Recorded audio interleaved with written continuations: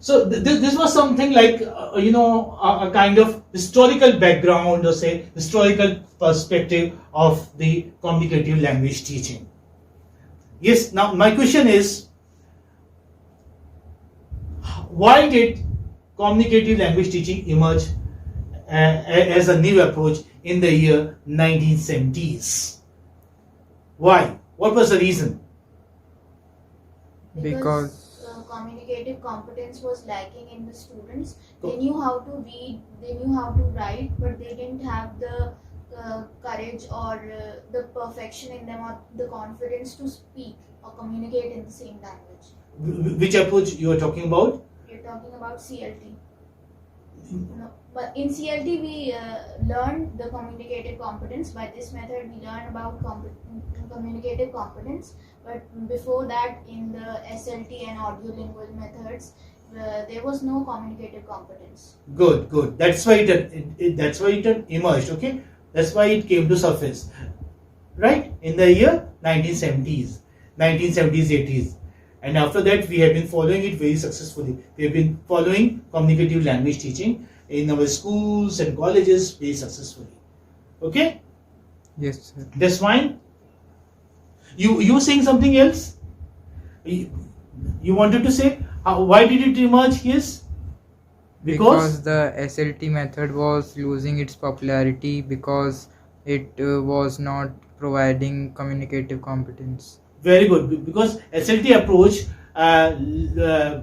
say became unpopular as it was not as it was not providing communicative competence, as it was not developing communicative competence, you must say. Very nice, very good. So like a lot of people all around the world use English language for different reasons to communicate with one another. Okay, just mark my sentence. What did I say? People communicate in English language, but we have different purposes, different aims, different motives. So people use English language for different reasons to communicate with one another. Why are we communicating? We are communicating to understand the language teaching methods and approaches. Okay, and suppose if you are there in a grocer's, then you are communicating with the grocers. Why? Because you want to buy something from there. Okay, vegetables or say something, whatever you wish to. And if you are there in a bank, then Money. You are making some transaction. Okay, yeah, very good. So people are using this language for different aims, different purposes, but the main purpose is to communicate. There are many ways, or methods or approaches to teach English, as you have already seen. 5 we have already discussed, and one of them, and the most popular, I must say, which is there in our times, is communicative language teaching. Communicative language teaching is popularly known as CLT. It's popularly known as CLT. Very good. The communicative approach is based on the idea that learning a language successfully comes through having to communicate in real life situations. I just pointed out, if you can communicate only in your classroom but not outside, that means you do not possess communicative competence. So if you can successfully communicate in real life situations, okay, in practical situations, outside the classroom, or say in all circumstances, that means you have attained communicative competence. When learners are involved in real communication, their natural strategies for language acquisition are used, and this allows them to learn to use the language. Okay, so you must be able to communicate in all circumstances, everywhere. Either you are there, say in the theater or in a hotel, say at the airport or railway station, wherever you are. You must be able to speak in all situations. So communicative language teaching can be understood as a set of principles about the goal of language teaching. Here we are talking about CLT, communicative language teaching. Okay, we are discussing it as a teaching approach.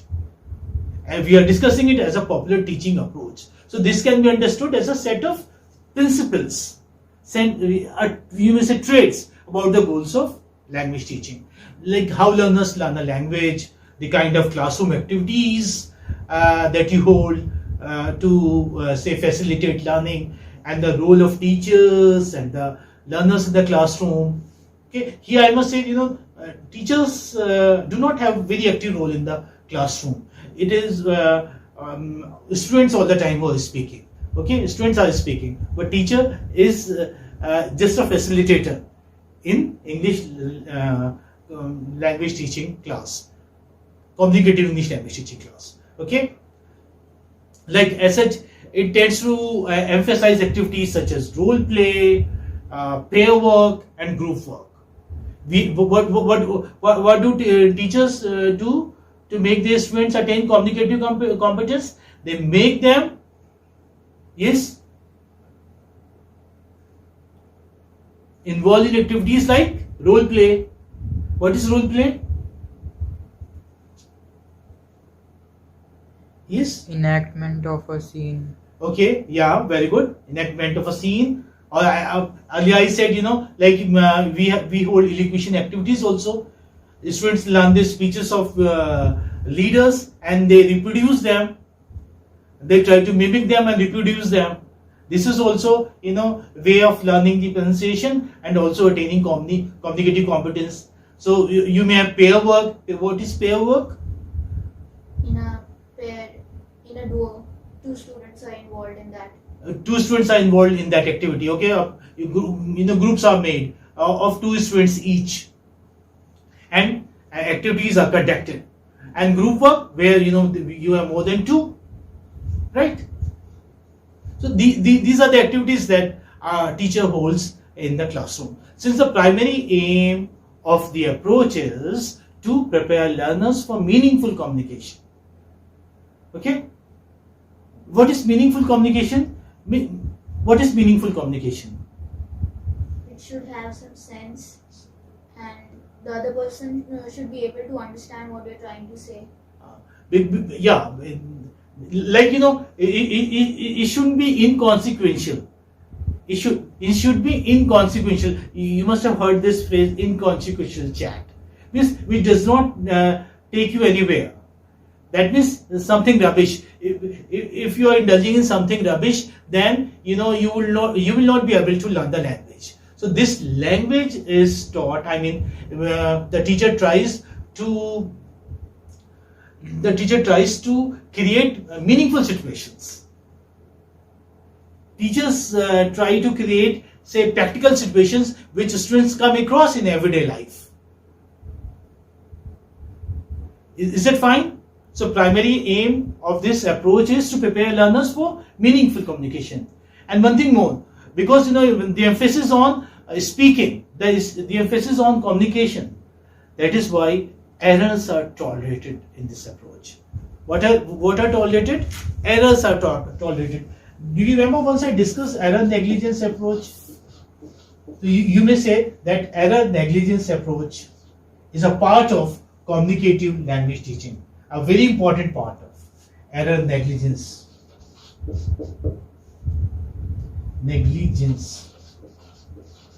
approach. What do you do in an error negligence approach? You neglect errors of learners.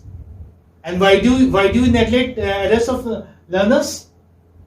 Come on, why do you neglect? Why do you overlook? Why do you ignore errors committed by the second learners of the language? Yes. So that they should not be demoralized and become underconfident, and they which would lead to not even trying. So making them more confident that you can do it. If errors are marked by teachers, or then they may get scared and they may not even try. Oh, good. Very nice. That's very good. That's why errors are neglected. Errors are avoided or overlooked because the target is to make them speak in the target language. Okay, the aim is to make them speak in the target language. They should somehow speak in the target language. Okay, that is why errors are neglected. So this is also a very important trait of this approach. What is the important trait of approach? Error, negligence. So communicative language teaching, like switch traditional language teaching emphasis on grammar and the teacher-centered classroom. Teacher-centered classroom where the teacher is active and the students are not. They are called as teacher-centered active, the classroom. And so the shift was from teacher-centered classroom to the student-centered classroom, right? So here what do you have? You have a student-centered classroom. So there was a shift from grammar, there was a shift from sentence patterns, there was a shift from vocabulary teaching to meaningful competence in this approach. Have you marked the shift? The shift was from the teacher-centered approach to the student-centered approach. Okay, from grammar and vocabulary to meaningful competence. Meaningful communication, right? Meaningful communication. So these are the things. I hope you have understood now. You know what communicative language teaching is all about. Yes, sir. Yes. Is that fine? Yes. Yes, sir. Okay. So we may move on to the principles of CLT.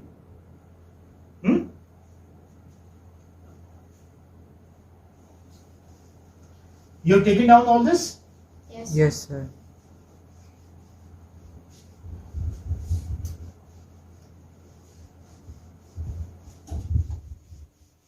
Principles of CLT.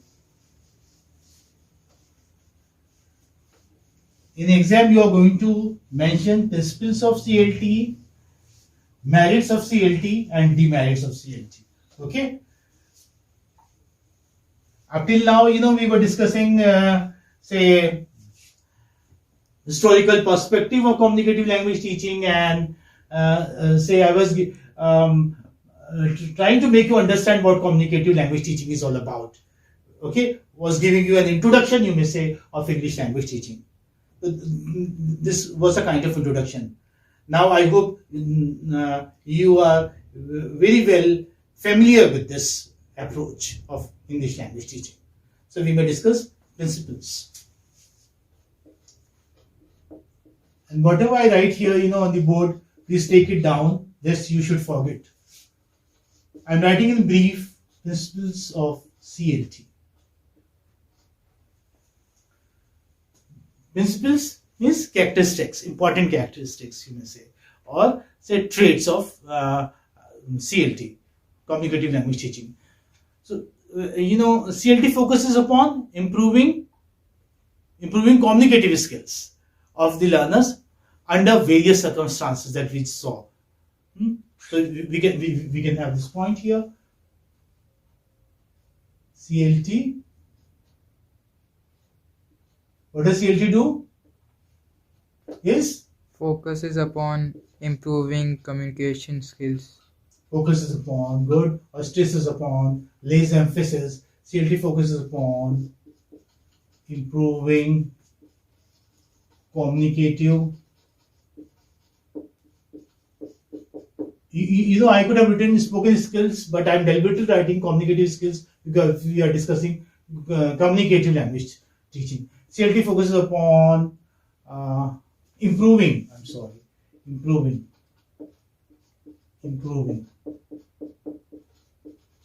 communicative skills of the learners in all circumstances, you may say. In all circumstances. That's very important. Of learners in all circumstances. Now, I have written a complete sentence because this will give you an idea. I have not written just a short heading. It's a complete sentence and you can elaborate this. CLT focuses upon improving communicative skills of the learners in all circumstances. This is what we were discussing a short while ago. So, CLT, I repeat, focuses upon giving students a skill to be able to communicate under various circumstances. Like whatever circumstances they come across, whatever circumstances they encounter in their life, day-to-day life, everyday life. As such, it places less emphasis on the learning of specific grammatical rules. Like, emphasis is given on learning grammatical rules in approaches like grammar translation method, or even, the very advanced approaches like situation language teaching. So, it places less emphasis on the learning of grammatical rules, sentence patterns, that means, and more on attaining native speaker-like fluency and pronunciation. What is the target? To attain native speaker-like fluency. Remember this. Native speaker-like fluency.